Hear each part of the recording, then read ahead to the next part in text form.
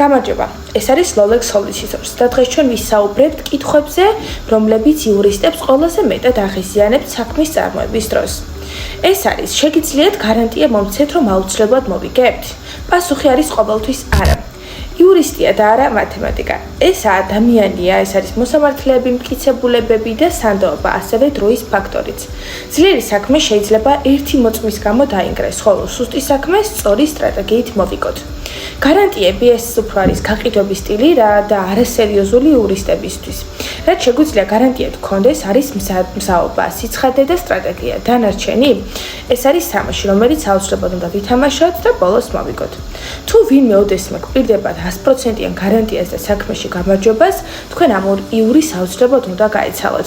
დამატებითი კითხვებისთვის და იურიდიული კონსულტაციისთვის კი გაიარეთ კონსულტაცია ჩვენს გამოცდილ იურისტებთან.